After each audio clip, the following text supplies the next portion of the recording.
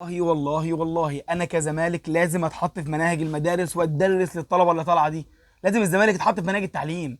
الوزاره دي والحكومه دي والناس في الدوله دي لو عايزين يرتقوا بالتعليم يحطوا المدارس في المنهج ويدرسوا للطلبه دي يعني ايه زمالك، يعني ايه فريق، يعني ايه كيان، يعني ايه مؤسسه. كل حاجه عليها من اول مجلس ادارتها ولاعبتها والاعلام والمنافسين والحكومه والدوله نفسها والعوامل الخارجيه والعوامل الطبيعيه والعوامل البيئيه والعوامل الصحراويه، وبرضه لسه مكمل وبرضه لسه عايش. لا ومش عايش ومكمل، ده بيعافر، ده بيحط صباعه في عين التخين وياخد بطولات، ده بيحط رجله في وش التخين ويكسب ماتشات. السلام عليكم ورحمه الله وبركاته، حبايب قلب الجميل، عاملين ايه؟ يا رب تكونوا بخير في كل مكان. بص الزمالك يكسب انا مبسوط وسعيد وفرحان والدنيا لذيذه. اعمل بقى لايك واشترك في القناه وتعالي بالراحه كده نمزمز سموحه عشان ناكل الاهلي ملوحه. بص بقى، ما تجيش تلومني وتقول لي انت فرحان وبطش، يا عم انا حر، انا افرح، انا فريقي كسب لازم افرح. انت لو في الظروف بتاعتي والله ما هتبقى موجود يا معلم. انت عندك كل حاجه متيسره لك، كل العوامل الخارجيه مساعداك، كل العوامل الداخليه مساعداك، من استقرار، من فلوس، من وبتمشي على سطر وتسيب سطر. انا هكلمك السنه دي يا عم، مش هكلمك في القديم. قلت لي السنه من تاريخ 1907 خدت 6400 بطوله، انا بكلمك يا عم السنه دي على الاقل. انت كبير، انا كمان كبير، وكبير بتاريخي، وكبير بلعيبتي، وكبير بجمهوري، وكبير بالتيشيرت الابيض اللي ما بيتهزش في يوم من الايام. انت السنه دي صارف مليارات، انتوا اسمكم فريق المليار حرفيا. ماشي على سطر وبتسيب سطر. دفاعك مهلهل، نص الملعب بتاعك زي الزفت، الهجوم عندك ميح. انا بعمل كل حاجه من غير اي حاجه. يعني انا كزمالك بعمل كل حاجه في الكوره من غير حاجه، من غير حاجه. بص انا بلعب عارف حيوانات منويه ماشيه في الارض، مفيش اشبال بيلعبوا. انت بتلعب في بدايه اللقاء باربعه خمسه ناشئين، وناشئين ايه؟ مش مثلا ناشئين كمصريين بقى اللي هو 21 سنه 22 سنه، 17 و18 سنه، وبسد. وماتش النهارده ده مخليني فوقيك برضو، انت كاهلي وانت كبيراميدز، الناس اللي صارفه مليارات دي انا فوقيكم، وهفضل طول عمري فوقيكم بجمهوري، بارادتي، بالتيشيرت الابيض بتاعي، مش باللعيبه ولا بالاداره ولا... انا الزمالك عمري ما اموت مهما حاولته مهما عملته. انا عارف ان اللي احنا فيه ده مضايق ناس كتير في الدوله، انا عارف ان احنا فيه ده مضايق ناس كتير في الاعلام. يا جماعه معلش، طب انا اعمل ايه؟ طيب يعني نخسر؟ طيب ما احنا عندنا الاسطوره ناصر منسي. يا راجل اوعدك لما اعمل ديكور في الشقه عندي الاستديو صغير كده، لا احط صورتك اول، احطها كده في الوش، يبقى ناصر منسي الاسطوره من اصوات اللي هو غناها في الفيديو. بص يا كابتن معتمد، بالله عليك، احنا طول تاريخنا لما بنركز في ماتش مهم ونسيب الماتش الحالي ما بتمشيش معانا. ربك ستر المره دي ومشيت، ده خير وبركه، ما تعملهاش تاني. انت بتفكر في ماتش كايزر تشيفز، انا عارف، وعندك اتحاد الكوره العار ولجنه المسابقات العار حتى لك ماتش سيراميكا ما بين ماتش كايزر تشيف ما بين ماتش سموحه خرا بنلعب في خرا، مش دوري مصري ومش كاس مسابقات محليه. بس فكر لي كل ماتش بماتشه، انا كده كده اصلا القائمه بتاعتي بلصمها عشان تعدي معايا الايام، عشان تعدي معايا الماتشات. ما تدقليش الماتش بتشكيل غلط ابص على ايدك اصل انا ماتش كايزر تشيف لازم اركز فيه لا يا معلم خالص، يا معلم خالص. كل ماتش اعتبره كاس. ماتش كايزر تشيف لما يجي وقته، اصل انا هقول لك على حاجه، انا لو خسرت نقط النهارده ولا خسرت المباراه كنت هطلع اشلفك، كنت هطلع اشلف اللي جايبينك، ما عنديش مشاكل. اصل انا هتقول لي انا كده كده مش هنافس على البطولات دي، انا بعافر ويمكن انافس. انا خدت دوري 21 برضه كان عندي قاف كده وكان ناشئين برضه، سيف فاروق جعفر، يا يوسف اسامه نبيه، ويا زمالك يا دوله، ناشئينك على دوله. بس ما بالله عليك يا كابتن معتمد جمال ما تغامرش تاني، عشان احنا اصلا بنقضي عشان نوم.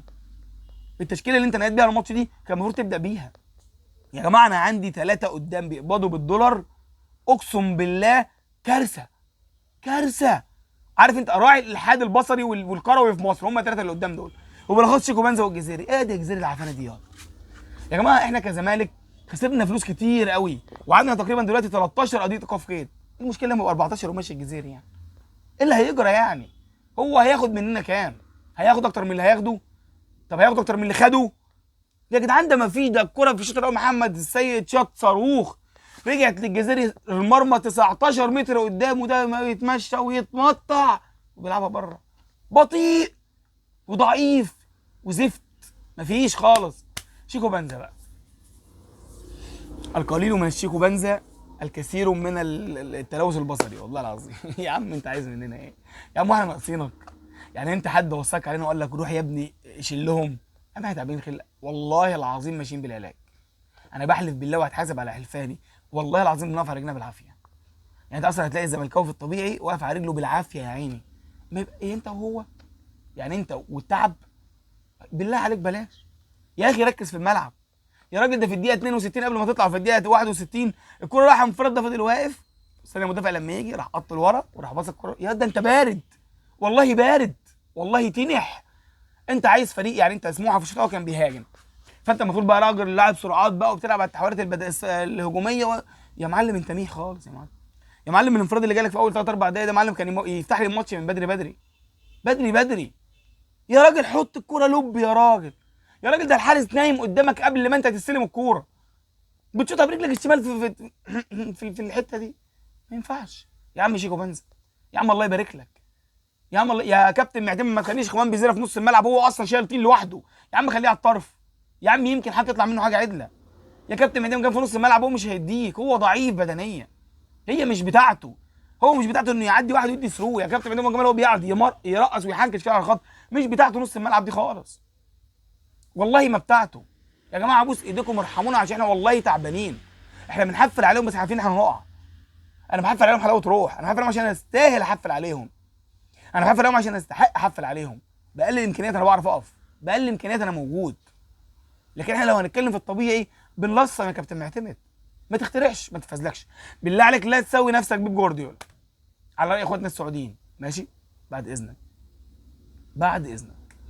ومهدي سليمان، اقول لكم على حاجه لا اخفيكم سرا، انا بثق في المهدي سليمان لما يقف جون عن محمد صبحي وعواد، والله العظيم، سبحان الله. يعني انا محمد عواد بيجي لي في ماتشات الكاس اللي فيها ضربات جزاء، الماتشات النهائيه بتاعت الماتشات اللي هي النوك اوت 1-1، انا اعتمد عليه، حلو، بيبقى عنده حماس زياده زي دونجا كان ماتش الاهلي والزمالك. محمد صبحي ممكن يديك 70 80 90 دقيقه في الماتش روعه، يقلب لك بوفون على كاسياس على نوير، يضربه في الخلاط يطلع لك محمد صبحي صغير كده قصير، وهي كره واحده يبوظ مجهود الفريق ويضيع مجهوده هو شخصيا، ويعمل الحاد بصري ويتسبب في شلل نص الكره الارضيه. الهاني سليمان، المهدي سليمان، مش عارف اللي معلق معايا هاني سليمان، المهدي سليمان انا واثق فيه وهو واقف جون عنهم الاثنين. احنا كان زمان عندنا 3 حراس اصلا اقزام، يعني 3 حراس صغيرين كده، بس المهدي سليمان على اللي بيطلع الكوره يمسكها، بيطلع الكوره يدي بوكس، يا راجل مالي مركزه، تحسه تخين كده، حارس تخين، حارس عنده هيبه كده، تحس ان هو قصير بس موجود.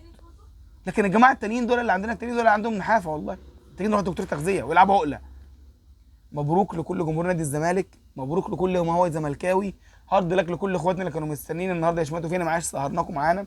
روحوا بقى تابعوا اي ماتش باسكت ولا هاند بول ولا حاجه، او روحوا العبوا بيلي. تعرف تلعب بيلي؟ سلام.